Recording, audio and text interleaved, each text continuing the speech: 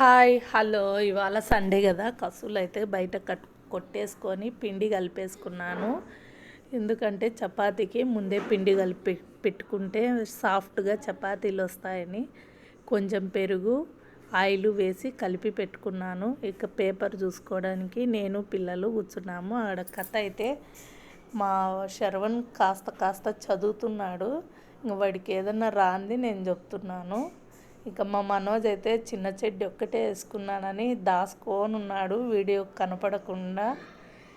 మేమైతే పాలు కల్పించాను వాళ్ళకు. పాలు తాగి ఇంక మేము కాసేపు పేపర్ చూసుకున్న తర్వాత మష్రూమ్స్ ఉన్నాయి, వాటిని వేడి నీటితో బాగా కడిగేసి ఆయిల్లో ఆనియన్స్ వేసి అల్లం వెల్లుల్లి పేస్టు పచ్చి కొబ్బరి ఉంటే అది వేసి మిక్సీ వేసి వేసాను. తర్వాత టమోటో ఆనియన్ మళ్ళీ మిక్సీ వేసి ఈ కర్రీలో అయితే వేసాను. వాటర్ తక్కువగా పడుతుంది మష్రూమ్స్లో. ఇక బాగా వేపిన తర్వాత పసుపు కారము ఉప్పు వేసి బాగా కలియబెట్టి బాగా ఉడికి మగ్గిన తర్వాత ధనియాల పొడి వేసి 5 మినిట్స్ ఆగి మగ్గబెట్టాను.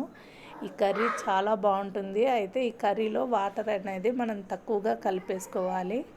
ఇక ఈ కర్రీలోకి కాంబినేషన్ అయితే చపాతీ చేశాను. మా పాప అయితే తను తిప్పుతానని ప్రయోగాలు చేస్తుంది నా దగ్గరకు వచ్చి.